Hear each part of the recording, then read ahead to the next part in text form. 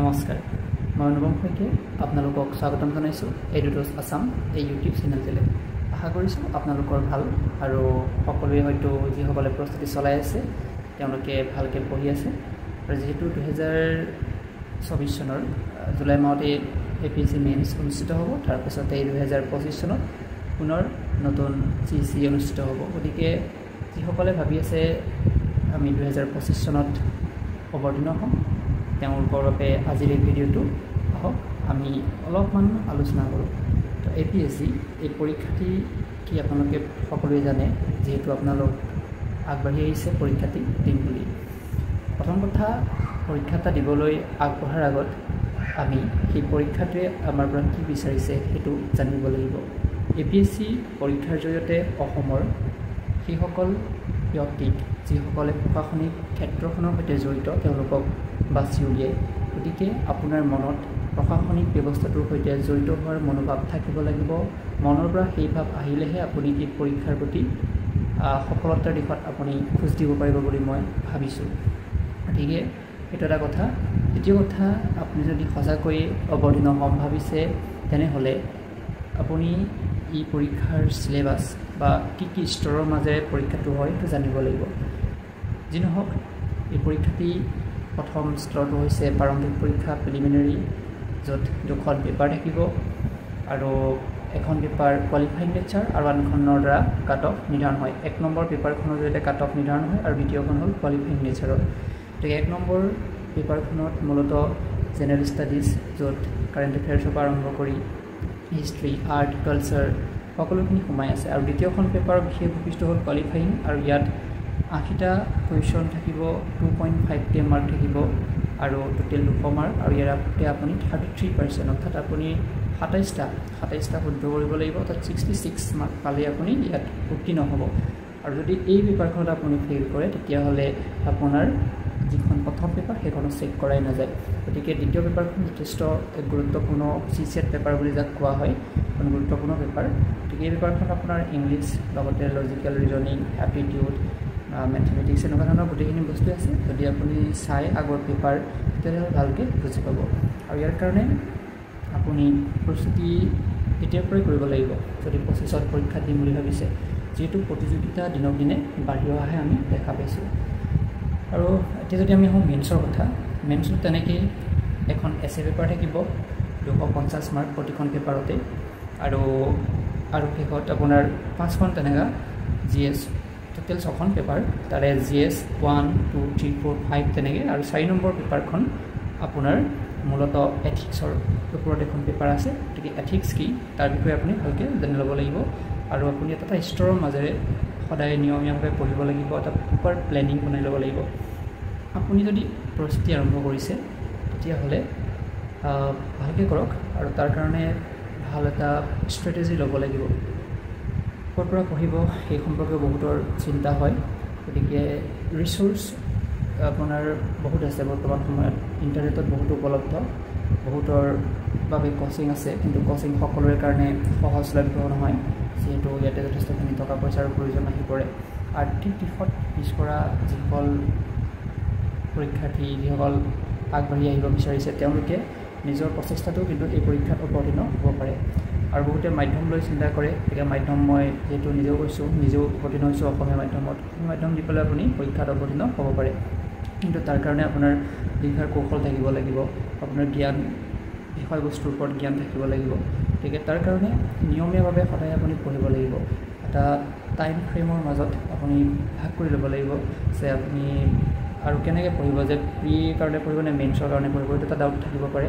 মই পৰামৰ্শ দিম আপুনি দুইটা একলগত লৈ পঢ়ি যাওক যেতিয়া আপোনাৰ মেইনছৰ পৰীক্ষাৰ আগত 2 মাহ বা 3 মাহ সময় এৰি পেলাই আপুনি প্ৰিলিমিনাৰীৰ কাৰণে শ্বিফ্ট হৈ দিয়ক আৰু এতিয়া সম্পূৰ্ণ আপুনি ফ'কাছ কৰক প্ৰিলিমিনাৰীৰ ওপৰত আৰু এই যিখিনি আপোনাৰ টাইম আপুনি ধৰি লওক এতিয়া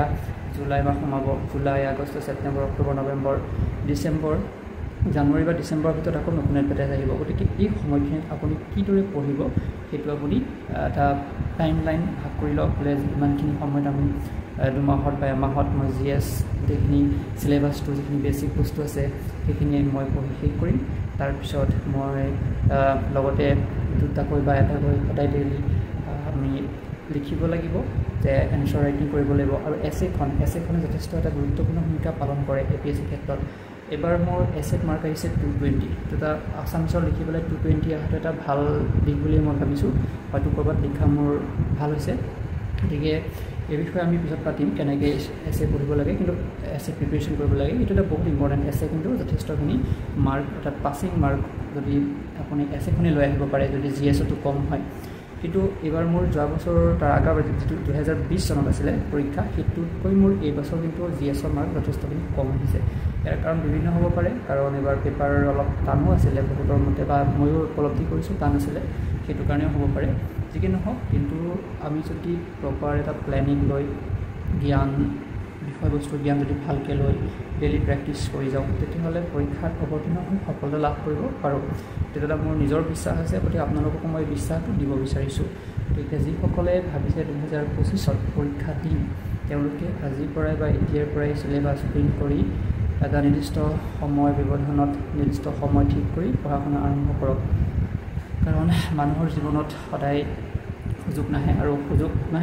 আহি থাকে কিন্তু তাক আমি কিদৰে ল'ব পাৰোঁ সেইটোহে আচল কথা নহয় জানো যি নহওক এয়া আমি ক'ৰ পৰা পঢ়িম কি পঢ়িম সেইটো লৈ বহুত কনফিউজন থাকে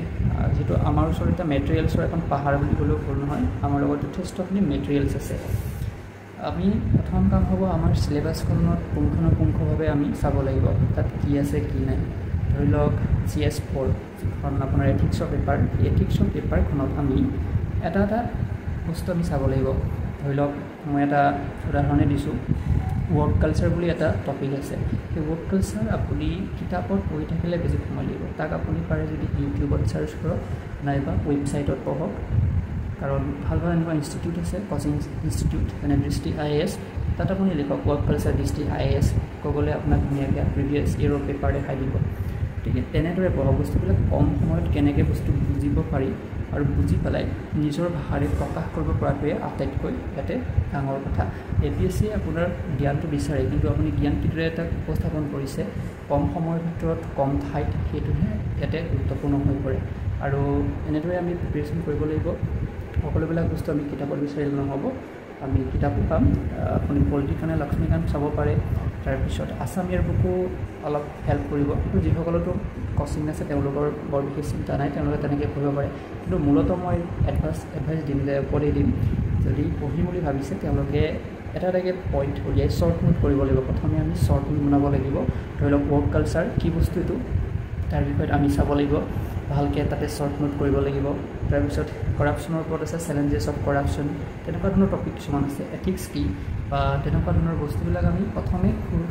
পুৰা সম্পূৰ্ণকৈ বস্তু বুজিবলৈ চেষ্টা কৰিব লাগিব আৰু তাক সৰুকৈ শ্বৰ্ট নোট কৰিব লাগিব আৰু তেতিয়া আমাৰ শ্বৰ্ট নোট কৰিবলৈ হৈ যাব বস্তুবিলাক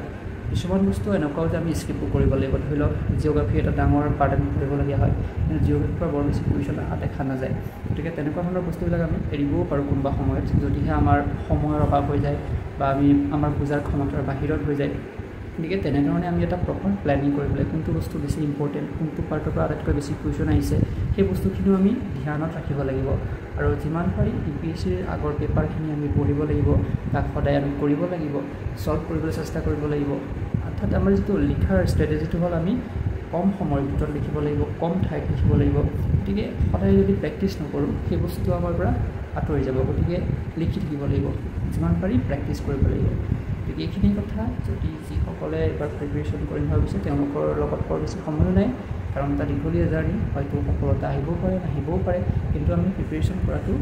উচিত এইখিনি সময়ে আমাৰ লগত আছে ধৰি লওক আপুনি জুলাইৰ পৰা ডিচেম্বৰৰ ভিতৰত আপুনি কেনেকৈ আপুনি মেনেজ কৰিব সেইটো আপোনাৰ মতে ভাগ কৰি লওক কাৰণ মোৰ ষ্ট্ৰেটেজি বেলেগ হ'ব আপোনাৰ ষ্ট্ৰেটেজিটো বেলেগ হ'ব গতিকে তেনেধৰণে আগবাঢ়ি যাওক আশা কৰিছোঁ ভাল হ'ব আপোনালোকৰ বহু দিনৰ মূৰত মই এই কথাখিনি ক'লোঁ